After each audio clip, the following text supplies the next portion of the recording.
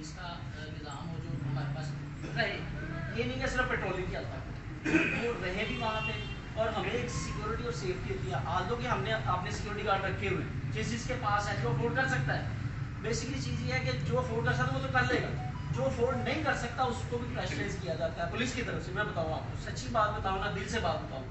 हमें डकैतों का डर तो रहता ही रहता है, वो अपनी जगह पे, लेकिन मगर बुनियादी तौर पे ना पुलिस का डर उससे भी ज्यादा होता है। पता नहीं क्यों एक खौफ होता है, हालांकि खौफ होना चाहिए मुजरिमों के दिलों में पुलिस का,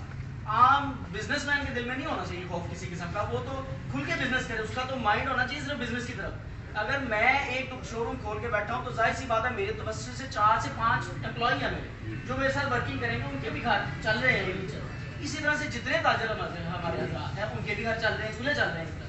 अगर हमें इन चीज़ों पे भी प्रेशराइज किया जाएगा कि यार एक छोटा दुकानदार एक छोटी सी फार्मेसी डाल के बैठा हुआ, अभी हफ्ता पहले या 10 दिन पहले की बात है, वो एक हमारे फारज साहब ने की फार्मेसी उन्होंने डाली, बिल्कुल छोटी सी, उनको उठा के मिस मरियम साहब उन्होंने गाड़ी के अंदर बिठाया हुआ है और कम से कम 1 घंटा चक्कर लगवाया, पूरे 1 घंटा पूरा उनका चक्कर लगाया। फिर मेरा गार्ड खाना खाने गया हुआ था, मेरे पास आई है मिस मरियम, वहाँ गाड़ी खड़ी की है, आई नहीं है मेरे पास, वहाँ से अपना कांस्टेबल भेजा मेरे पास, भेज के कांस्टेबल मुझे कहती है जी बुलाओ उनको, यानी मुझे बुलाओ।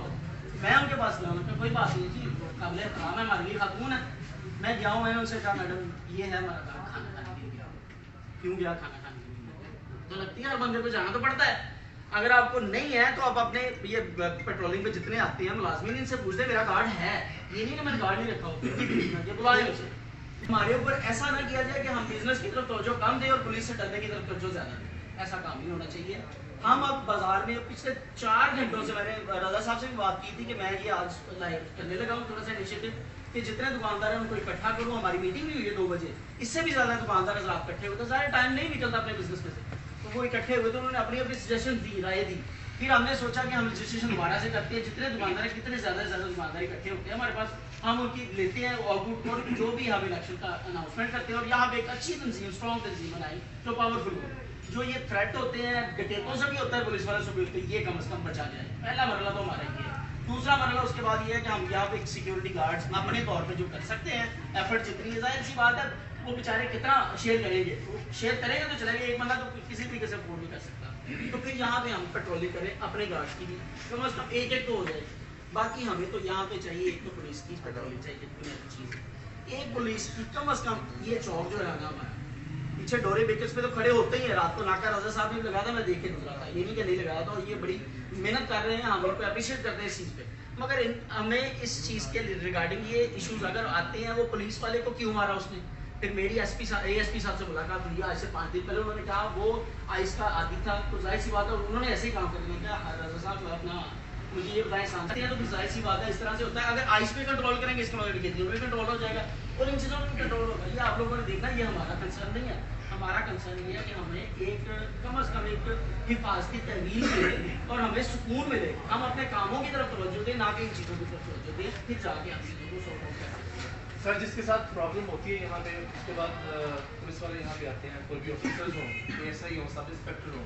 या एसएचओ साहब हो, तो उसकी दादरसी की बजाय उसके साथ बहुत बुरे सलूक से बात करते हैं। आज जिस तरह मरीम साहब है, शायद उसका नाम किया है, इन्होंने इसका लिखा भाई का, उन्होंने कहा कितने पैसे थे आपके उस पर एतराज़ में, उन्होंने कहा 75,000 या 65,000 और 2 लाख उसने कहा मैं अभी अंदर ला के रखा था, तू 2,000 लिया था क्यों थे 10 ना मिल। अब हमें पता है कि हमने कैसे लिया, ठीक है। मैंने उनसे कहा मैडम आप आराम से बोले, आप कौन हो? मैंने तो मैं कुछ होऊंगा तो आप मेरी बात सुनेंगी, मैं तो मैं यहाँ का ताजर हूँ, तो फिर हम क्या करें? मैं तो मैडम आराम से बात करें, आपकी मेहरबानी, हमारे साथ ज्यादती हुई है, आप हमारी जाति का हल निकालें, आप हम पे रोक डालिए। अच्छा फिर वो थोड़ी सी नरम लाइन आराम से लहजे से बात करने शुरू की, मतलब तो ये हमें क्यों है? एक तो हमारे साथ ज्यादती है, ऊपर से हम इनसे डरे, ऊपर से हमारे जो है ना वो लड़के हैं दूसरा है उठा के ले गए हैं, 1500 पे लेके वहाँ पे जाके उठा के लेके गए हैं, जूस की शॉप है इनकी, और नहीं